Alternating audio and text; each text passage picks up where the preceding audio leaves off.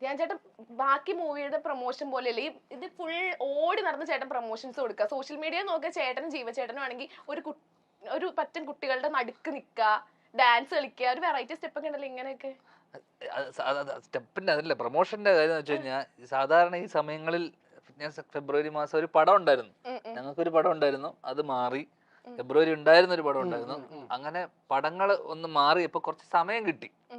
അപ്പൊ ഇങ്ങനെ സിനിമ ഇറങ്ങുന്നുണ്ടല്ലോ. അപ്പൊ ഞാനിത് നമ്മളെ ഈ പ്രൊഡക്ഷൻ ആൾക്കാരൊക്കെ നമ്മളുമായിട്ട് ബന്ധമുള്ള ആൾക്കാരാണ്, സൗഹൃദമുള്ള ആൾക്കാരാണ്. അപ്പം എഴുതിയ പടം കൂടെ ആകുമ്പോൾ അവർ ചോദിച്ചു ഈ സമയം ഇറക്കുവാണെങ്കിൽ ആ സമയം ഫ്രീ ആയിരിക്കുമോ എന്ന് മുൻകൂട്ടി ചോദിച്ചു. അപ്പൊ ഞാൻ കറക്റ്റ് ഒരു മാസം മുന്നേ ഈ ഒരു സമയം ഫ്രീ ആയിരിക്കും, അങ്ങനെ റിലീസ് പ്ലാൻ ചെയ്തു.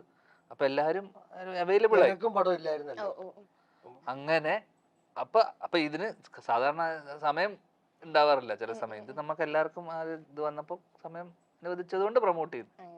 പിന്നെ സാധാരണ നമ്മൾ ഒരു ദിവസം വർഷങ്ങൾക്ക് ശേഷമൊക്കെ നമ്മൾ ഒരു ദിവസമാണ് ഇരുന്നത്, കാരണം അത് കഴിഞ്ഞിട്ട് ഷൂട്ട് ഉണ്ടായിരുന്നു. ഇതിപ്പോ നമുക്ക് കുറെ സമയമുണ്ട്. എനിക്ക് പേഴ്സണലി പാജുവേട്ടന് നാളെ പോകും, രമേശ് ചേട്ടൻ തിരക്കുണ്ട്. എനിക്ക് ഈ ഗ്യാപ്പ് വന്നപ്പോ ഞാനത് പ്രൊമോട്ട് ചെയ്യുന്നു. ഓക്കെ, ചേട്ടാ ആണോ എങ്ങനെ പോകുന്നു കാര്യങ്ങളൊക്കെ? അല്ല മൊത്തത്തില് അല്ല അല്ല ഇപ്പൊ ഓടാറുണ്ടാ വിഗ് എടുത്ത്? കഴിഞ്ഞ ഇന്റർവ്യൂ പറഞ്ഞത് അതെനിക്ക് ഓർമ്മയില്ല. അതെന്താ? ഞാൻ ഫിറ്റ് അല്ലായിരുന്നു. ആണോ? ധ്യാൻ ചേട്ടന് ഓർമ്മയുണ്ടാ? എനിക്ക് ഓർമ്മയുള്ളതുകൊണ്ടല്ലേ ഞാൻ കഥ പറഞ്ഞേ. ചൂടാണ്. എനിക്ക് ഓർമ്മയുണ്ടോ ഞാൻ എന്റെ ഓർമ്മയിൽ നിന്നല്ലേ ആ കഥ പറഞ്ഞത്. അതെ അതെ. ബുദ്ധി എത്ര വളർന്നെന്നാ പറഞ്ഞേ? കുറച്ച് വളർന്നിട്ടുണ്ട്. ഓക്കെ, ഇപ്പൊ രമേശ് ചേട്ടനാണെങ്കിൽ ഒരുപാട് ഇപ്പം മൂവീസ് ചെയ്തു. ഇപ്പം അമർ ബ്രന്തോണി ആയിക്കോട്ടെ, ഒരുപാട് നല്ല നല്ല മൂവീസ് ചെയ്തു. ഇപ്പൊ ഒരുപാട് എന്താ പറയാ ഷോസ് ചെയ്യുന്നുണ്ട്. പിന്നെ എന്താ നമുക്ക് ഓക്കെ, അപ്പൊ നമുക്ക് പണ്ട് തൊട്ട് ഒരുപാട് എന്താ പറയാ സ്റ്റേജ് ഷോസ് ഒക്കെ നമ്മൾ കണ്ടിട്ടുണ്ട്. അപ്പൊ ചേട്ടന് ഒരു കലാകാരൻ എന്ന നിലയ്ക്ക് ചേട്ടന് എങ്ങനെ അറിയപ്പെടാനാണ് കൂടുതൽ ഇഷ്ടം? ആക്ടർ എന്നാണോ, ആങ്കർ എന്നാണോ, അതോ കൊമേഡിയൻ, അങ്ങനത്തെ ഏത് ടാഗിൽ അറിയപ്പെടാനാണ് കൂടുതൽ ഇഷ്ടം? അങ്ങനെ ഒരു ടാഗല്ല, കലാകാരൻ എന്നറിയപ്പെട്ടാൽ മതി. ഇതിനകത്ത് ഇതെല്ലാം ബന്ധുക്കളാവാം, ഇല്ലങ്കടവും തറയൊക്കെ പോലെ അടുത്തടുത്തുള്ള സ്ഥലങ്ങളല്ല. അതുകൊണ്ട് അങ്ങനെയൊക്കെ അറിയപ്പെട്ടാൽ മതി. ഞാൻ തന്നെ അത് ഫിക്സ് ചെയ്തിട്ടില്ല, പിന്നെ നാട്ടുകാർ ഫിക്സ് ചെയ്യണം എന്ന് പറയുന്നത് ശരിയല്ലല്ലോ.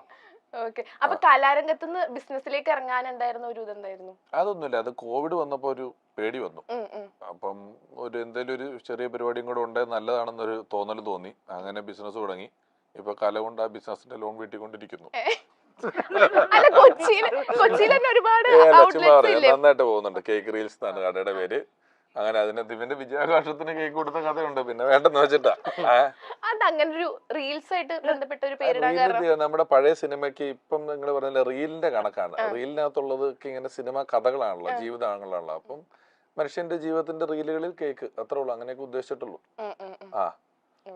Thank you. എന്റെ കേക്ക് കടയുടെ പ്രൊമോഷൻ ഇതിനിടയിൽ നടന്നു തരാൻ കാണിച്ച ആപ്കേസേക്കോ എന്ന ടീമിനും കേരള ഫയർഫോഴ്സിനും ഈ പടത്തിന്റെ സക്സസിന് 2 കിലോയുടെ കേക്ക് സൗജന്യമായി തന്നുകൊണ്ട് കേക്ക് റീൽസ്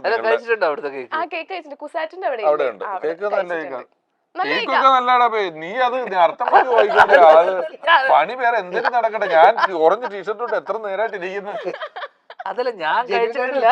കഴിച്ചിട്ടുണ്ടോന്ന് ചോദിച്ചാ. കഴിച്ചിട്ടില്ലേ? ഇല്ല, കഴിച്ചിട്ടില്ല. അപ്പൊ കേക്ക് കൊടുത്തിട്ടുണ്ട്. ഇവൻ കഴിച്ചിട്ടുണ്ട്. ഇവൻ അറിയാത്തതാ. ഇവൻ എന്റെ കടയെന്നൊന്നും അറിയില്ല. അതേത് കേക്ക്? നിങ്ങളുടെ പല ഫംഗ്ഷനും സജീവ് ചന്ദ്രൂർ എന്റെ കേക്ക് മേടിച്ചോണ്ട് പോകണം. നീ മുറിക്കുന്നുണ്ട്, തിന്നുന്നുണ്ട്. ഇവനത് അറിയുന്നില്ല. അങ്ങനെയാണ് കുറെ കേക്ക്.